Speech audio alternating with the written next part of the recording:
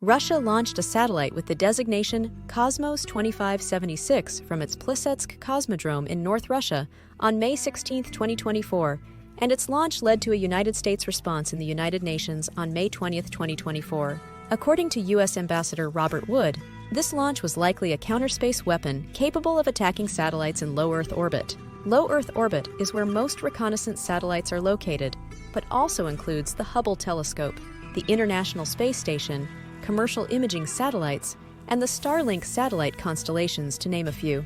Cosmos 2576 is also in a low Earth orbit and is in the same orbital plane as the U.S. Keyhole Spy satellite designated USA 314.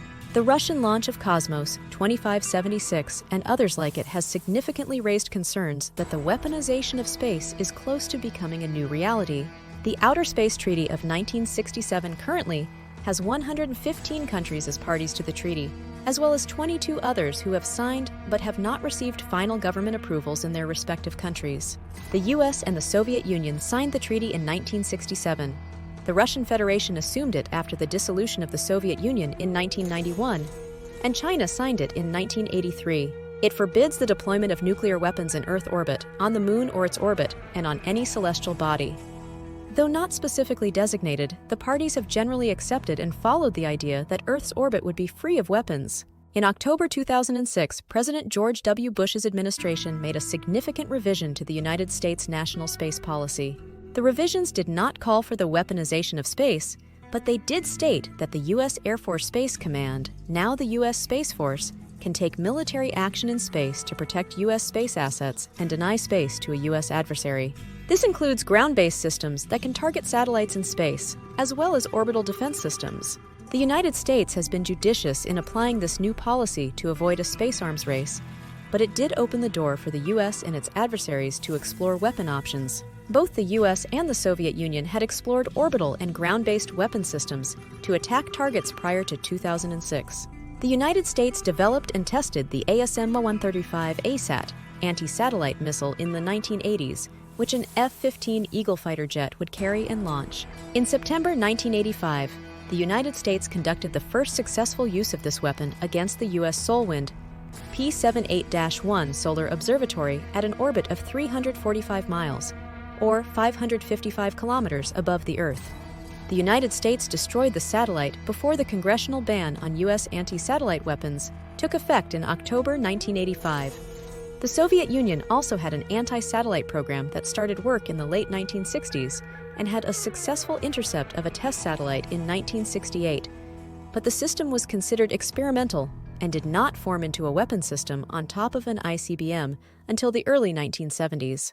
The Soviet Union conducted tests on this system from 1978 to 1982, and the weapon system was decommissioned in 1993. The Bush administration's 2006 decision was based on the United States becoming more dominant in space and launching more and more capable satellites. These satellites had civilian applications, but more importantly to the administration, they had military applications and would need to be protected. At the time, the United States was considered the only global power, and its military had a global reach. In this global reach, U.S. military capabilities were heavily reliant on the use of its satellite assets for not only intelligence and accurate targeting, but also communication.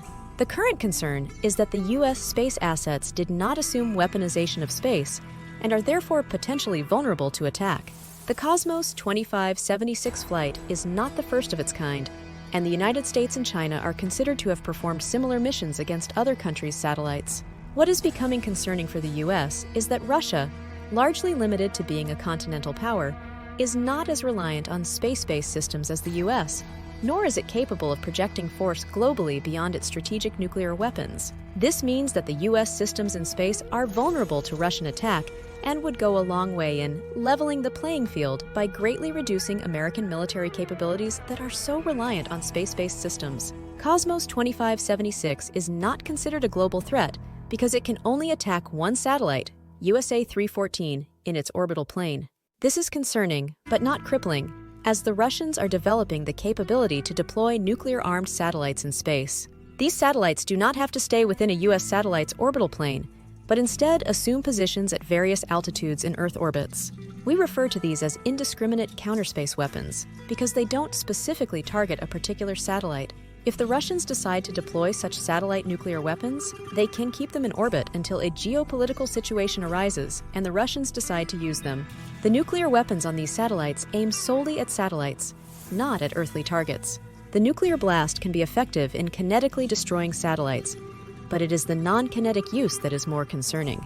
The nuclear explosion can destroy satellite optics, but most concerning is the electromagnetic pulse, or EMP, that would destroy the electronics of any satellite within range, thus rendering them useless. The kinetic and non-kinetic effects would vary depending on the size of the nuclear warhead. As previously mentioned, the US developed a satellite system that did not anticipate its inclusion in a weaponized space, rendering it susceptible to such an attack. Although some satellites have additional protection against solar activities that can disrupt electronics, it is unlikely that these can withstand an EMP attack unless they are at the edge of the EMP effective range. Since they rely less on satellites for their military and civilian applications, the impact of this indiscriminate Russian weapon on their military operations would not be as significant. Also, since their military routinely trains with systems that have less satellite reliance when compared to the US, their forces would become relatively more effective than the US forces, which would have to readjust to non-satellite-based systems. This is what's raising concerns in the United States about Russia's increasing boldness in weaponizing space. The deployment of non-discriminate nuclear-armed satellites would be against the Outer Space Treaty, but the US has little else it can do to punish the Russians and dissuade them. This is due to the Ukraine war and the diplomatic isolation of Russia, and the sanction programs against it have used about all the types of economic sanctions available to the West outside of cutting off Russian oil from the world market.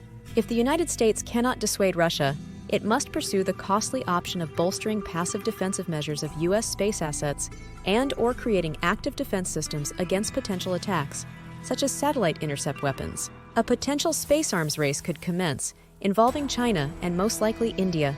The United States could use one diplomatic lever to incentivize China to restrain Russia from pursuing indiscriminate space-based weapons. The envisioned Chinese military capability as a leading military power mirrors the U.S. system and is, therefore, reliant on a space-based system. The Chinese also built their system largely on the U.S. assumption of non-weaponization of space. If the Russians launch indiscriminate nuclear attacks in Earth orbit, it will significantly impact both the Chinese and U.S. capabilities.